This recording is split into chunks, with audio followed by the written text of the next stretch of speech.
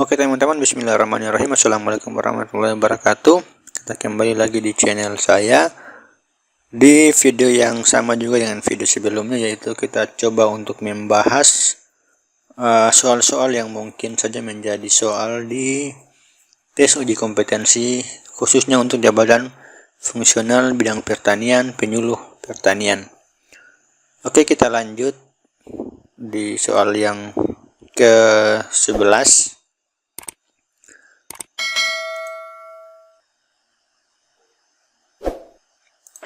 Nah, jadi soal yang ke-11 ini yang bukan unsur pengikat gapoktan. Jadi teman-teman ingat di sini unsur pengikat gapoktan. Kalau tidak salah mungkin di soal-soal sebelumnya itu kita sudah membahas tentang unsur pengikat poktan ya. Nah, sekarang kita bahas lagi untuk unsur pengikat gapoktan. Jadi yang tidak termasuk atau yang bukannya, berarti dari 5 opsi ini ada yang tidak termasuk. Kita lihat untuk opsi A, yaitu tujuan untuk meningkatkan skala ekonomi dan efisiensi usaha. Kemudian B, melaksanakan pertemuan berkala dan berkesinambungan antara lain rapat anggota dan rapat pengurus. Kemudian pengembangan komoditas produk unggulan yang merupakan industri pertanian perdesaan. Kemudian pengembangan usaha melalui kerjasama kemitraan untuk meningkatkan posisi tawar gapoktan mulai dari sektor hulu sampai ke hilir. Kemudian yang terakhir, manfaat bagi petani sekitar dengan memberikan kemudahan memperoleh sarana dan prasarana produksi, modal informasi teknologi, pemasaran dan lain-lain. Oke, kita lihat. Jadi kira-kira yang bukan atau yang tidak termasuk dari unsur pengikat gapoktan yang mana? Nah, referensi juga masih sama teman-teman dengan video sebelumnya, masih seputar Peraturan Menteri Pertanian Nomor 67 Tahun 2016 tentang pedoman pembinaan kelembagaan petani. Oke, jika teman-teman sudah menentukan jawabannya, kita lihat langsung jawaban yang benar, yaitu pada opsi B ya teman-teman. Jadi melaksanakan pertemuan berkala dan berkesinambungan antara lain rapat anggota dan rapat pengurus. Nah, ini tidak termasuk dari unsur pengikat gapoktan. Nah, kita lihat saja kunci jawabannya ya, teman-teman. Jadi untuk unsur pengikat gapoktan itu ada 5. Tadi ada 5 opsi juga, tetapi yang satunya salah, berarti ya satu itu diantaranya ada di sini. Nah, untuk opsi A, tujuan untuk meningkatkan skala ekonomi, itu sudah betul. Kemudian B, melaksanakan pertemuan secara berkala. Nah, ini di sini melaksanakan pertemuan berkala dan berkesinambungan, berarti tidak termasuk. Nah, harusnya itu yang ini, pengurus dan pengelola unit usaha gapoktan yang profesional untuk memajukan usaha gapoktan sesuai permintaan pasar dan kebutuhan anggota. Jadi sebenarnya harusnya itu yang ini yang termasuk. Sedangkan untuk opsi C juga sama, pengembangan komoditas produk unggulan masih sama. D juga masih masuk di soal tadi, dan E juga. Jadi tadi pada soal nomor 11 ini yang tidak ada, yang ini yang dihilangkan karena ini adalah jawaban yang benar, harusnya itu ada di soal. Sedangkan yang di soal yang opsi B ini tidak termasuk. Nah, opsi B ini sebenarnya dia masuk pada ciri-ciri gapoktan, yaitu melaksanakan pertemuan berkala dan berkesinambungan antara lain rapat anggota dan rapat pengurus. Jadi tidak termasuk sebagai unsur pengikat, tapi dia merupakan bagian dari ciri-ciri gapoktan. Nah, teman-teman bisa lihat di sini untuk ciri-ciri gapoktan sendiri itu ada 6 poin. Seperti halnya di soal sebelumnya kemarin ada ciri-ciri poktan. Nah, ini juga ada ciri-ciri gapoktan. Teman-teman bisa pelajari ciri-ciri gapoktan itu ada 6. Kemudian unsur pengikatnya itu ada 5. Nah, jadi kita lihat lagi untuk soal yang tadi, yang tidak termasuk atau yang bukan unsur pengikat gapoktan itu di opsi B ya. Karena opsi B ini dia masuknya sebagai ciri-ciri gapoktan. Dan jawaban yang benar itu B, karena itu bukan merupakan unsur dari pengikat gapoktan. Oke, kita lanjut lagi di soal berikutnya.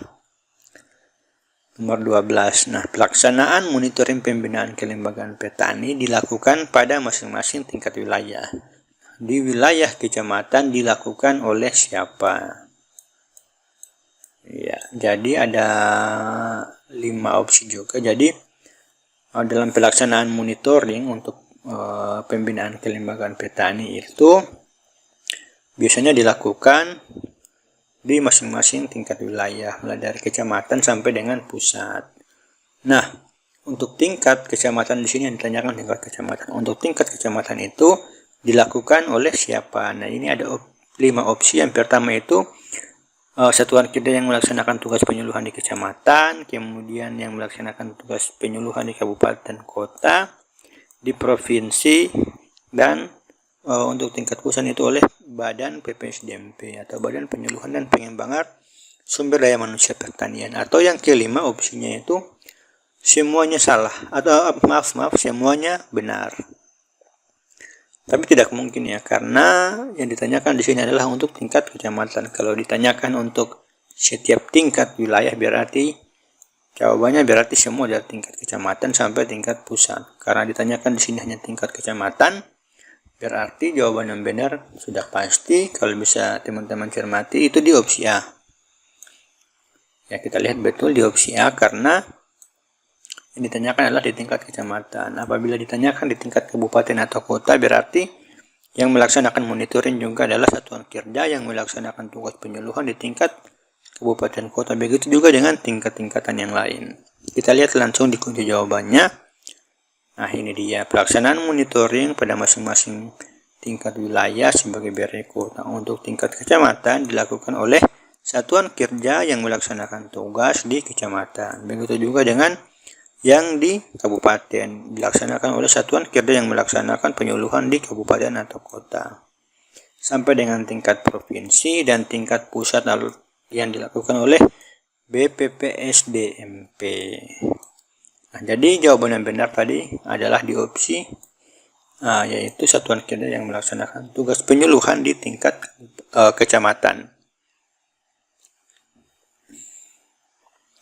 Nah, kita lanjut lagi di soal nomor 13. Ada 4 tahapan evaluasi pembinaan kelompok tani. Nah, urutan tahapan evaluasi yang benar adalah sebagai berikut. Jadi, dalam pembinaan kelompok tani atau evaluasinya itu ternyata memiliki tahap atau bertahap. Nah, tahapannya itu ternyata harus dilakukan sesuai dengan tahapannya. Jadi tidak bisa dilakukan secara random, karena yang namanya proses evaluasi itu memulai dari awal, evaluasi dari tingkat awal atau evaluasi awal salah satunya di sini sampai dengan evaluasi yang terakhir. Apakah evaluasi akhir atau namanya evaluasi apa sebenarnya? Nah, di soal ini sudah ada 4 opsi. Kita lihat untuk opsi A. Itu ada evaluasi awal, evaluasi dampak, evaluasi proses, evaluasi akhir. Kemudian evaluasi awal, evaluasi proses, evaluasi akhir, dan evaluasi dampak. C. Evaluasi dampak, evaluasi awal, evaluasi proses, evaluasi akhir. D. Evaluasi awal, evaluasi proses, evaluasi dampak, dan evaluasi akhir. Nah, kira-kira jawaban yang benar yang sesuai tahapan evaluasi itu yang mana? Ya, kita lihat langsung untuk jawabannya teman-teman. Jadi yang benar itu adalah di opsi B ya, yang dimana tahapan evaluasi pembinaan kelompok tani itu dimulai dari tahap evaluasi awal teman-teman. Jadi ini tahap evaluasi awal dulu, kemudian setelah evaluasi awal ada evaluasi proses, kemudian evaluasi akhir. Jadi ini yang namanya evaluasi akhir bukan berarti dia sesuai urutannya itu di terakhir ya, tetapi dia itu urutannya ketiga. Nanti yang terakhir adalah evaluasi dampak. Nah, kita lihat saja untuk kunci jawabannya di sini berdasarkan Permentan nomor 67 tahun 2016 tadi, bahwa evaluasi merupakan penilaian efektivitas dan efisiensi atau hasil suatu kegiatan melalui pengumpulan dan penganalisisan data dan informasi secara sistematik dengan mengikuti prosedur tertentu dan kaidah ilmiah serta diakuinya keabsahannya. Kemudian Evaluasi dilakukan dengan membandingkan realisasi terhadap rencana serta dampak pembinaan kelembagaan petani. Evaluasi pembinaan kelembagaan petani dilaksanakan secara teratur, baik evaluasi awal, ini dia, atau pre-evaluation, kemudian evaluasi proses atau evaluasi ongoing, proses atau ongoing, kemudian ongoing evaluation, kemudian evaluasi akhir, post atau terminal evaluation, dan evaluasi dampak atau ex post evaluasi. Jadi tahapannya yaitu adalah evaluasi awal, kemudian evaluasi proses, evaluasi akhir yang ketiga, kemudian evaluasi dampak. Nah, kita kembali lagi ke soalnya tadi. Jadi teman-teman, jawaban yang benar di sini adalah poin B ya, evaluasi awal, evaluasi proses, akhir, dan dampak.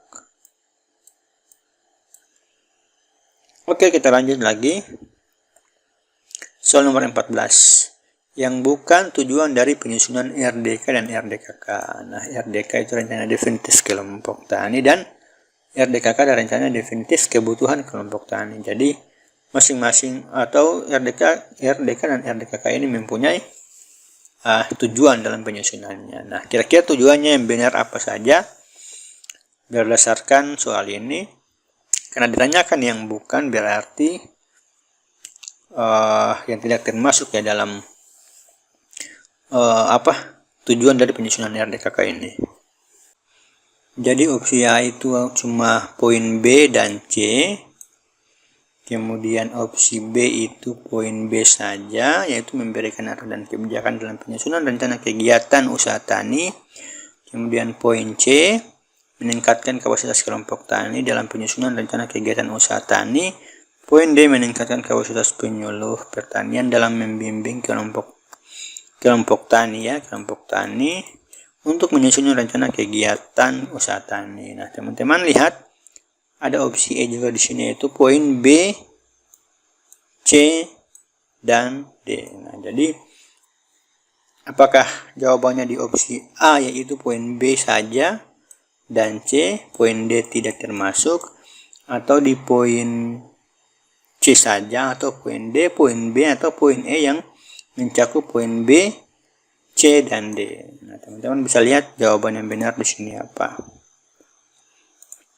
Ya, kita lanjut untuk jawabannya saja langsung. Jadi jawaban yang benar itu di poin E ya teman-teman. Jadi yang bukan ini soalnya sebenarnya agak keliru sih, harusnya yang merupakan tujuan, bukan yang bukan ya, tapi yang merupakan tujuan.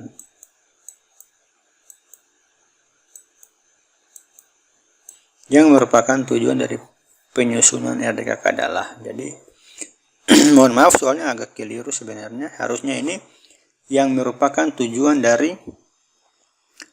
penyusunan RDK dan RDKK, harusnya itu poin jawabannya benar itu poin B, C, dan D. Jadi kita evaluasi, kita perbaiki nanti di jawabannya teman-teman. Untuk jawabannya kita langsung saja. Jadi tujuan dari penyusunan RDK dan RDKK itu ada 3 teman-teman. Jadi yang pertama memberikan arah dan kebijakan dalam penyusunan rencana kegiatan usaha tani, kemudian meningkatkan kapasitas kelompok tani dalam penyusunan rencana kegiatan usaha tani, kemudian yang ketiga meningkatkan kapasitas penyuluh pertanian dalam membimbing kelompok tani untuk menyusun rencana kegiatan usaha tani. Jadi teman-teman kita ingatkan lagi untuk soal yang tadi harusnya itu yang merupakan, karena bukan yang bukan tujuan tapi yang merupakan tujuan. Jadi mohon maaf soalnya ini agak keliru. Opsi yang benar adalah opsi C, memang sudah betul tapi soalnya agak salah. Seharusnya itu bukan yang bukan tetapi adalah yang merupakan. Jawabannya itu B, C, dan D. Jadi teman-teman lihat lagi, tujuan penyusunan RDK dan RDKK itu ada 3, yaitu memberikan arahan, meningkatkan kapasitas penyuluh dan kapasitas kelompok tani. Kemudian teman-teman ingat lagi juga sekalian untuk untuk sasaran dari penyusunan RDKK dan RDK, yaitu penyelenggara penyuluhan pertanian di tingkat pusat sampai tingkat desa atau kelurahan. Dan yang kedua itu adalah pelaku utama dan pelaku usaha di bidang pertanian. Jadi ada yang namanya tujuan penyusunan RDKK, kemudian ada juga sasarannya. Ya, kita kembali lagi di soalnya. Untuk jawabannya sebenarnya sudah benar. Ini soalnya saja yang agak keliru. Mohon maaf teman-teman. Yang penting teman-teman bisa mengetahui bahwa tujuan penyusunan RDKK dan RDK itu ada 3. Oke, kita lanjut di soal berikutnya, soal ke-15. Materi RDKK merupakan salah satu aspek dalam penyusunan RDKK. Nah, ya. Dalam penyusunan RDKK itu memang harus ada materi. Nah, salah satu materi dari RDKK adalah, ini dia materinya, adanya jumlah kebutuhan. Nah, yang terdiri atas apa saja. Jadi, jumlah kebutuhan dalam penyusunan RDKK itu mencakup kurang lebih ada 5 poin. Nah, di sini kira-kira yang tidak termasuk dari poin-poin yang merupakan jumlah kebutuhan pada materi penyusunan RDKK sendiri itu yang mana kira-kira yang tidak termasuk? Apakah A, benih atau bibit, kemudian pupuk, pestisida, biaya transportasi, atau alat dan mesin pertanian. Dalam hal ini alat dan mesin pertanian untuk budidaya, panen maupun pasca panen. Teman-teman bisa melihat lagi dulu sebenarnya apa itu RDKK. Nah, jika teman-teman sudah memahami RDKK, maka teman-teman bisa memahami bahwa dalam pemilihan atau jumlah kebutuhannya itu, jika teman-teman menyusun RDKK, apa saja sebenarnya yang dibutuhkan, poin-poinnya itu apa saja. Nah, karena di sini yang ditanyakan adalah kecuali, berarti yang bukan atau yang tidak termasuk dalam jumlah kebutuhan untuk materi penyusunan RDKK itu adalah di jawaban opsi D ya teman-teman, yaitu biaya transportasi. Nah, biaya transportasi ini tidak termasuk dalam kebutuhan dalam penyusunan materi RDKK. Nah, kita lihat jadi yang termasuk itu sebenarnya apa-apa saja. Sini sudah ada 4, otomatis 4 ini pasti benar, pasti ada semua masuk sebagai jumlah atau sebagai kebutuhan.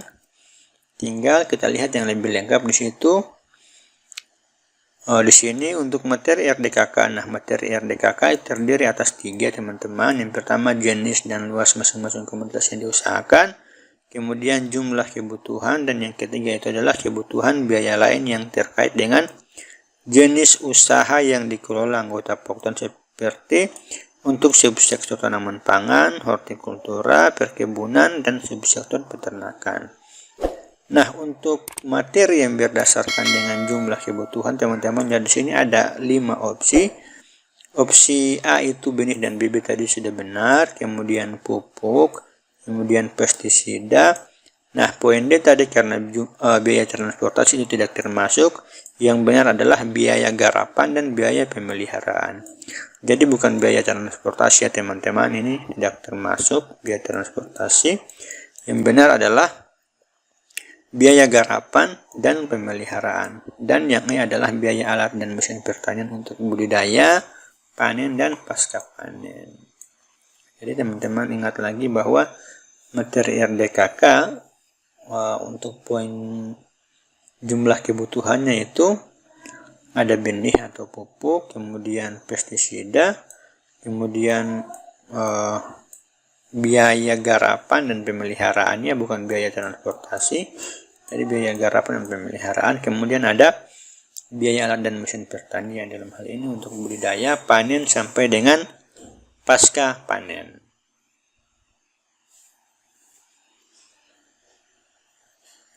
Nah, oke teman-teman, kurang lebih saja sampai di situ dulu video kita pada hari ini. Mohon maaf atas kesalahan beberapa soal tadi. Semoga bermanfaat. Terima kasih. Assalamualaikum warahmatullahi wabarakatuh.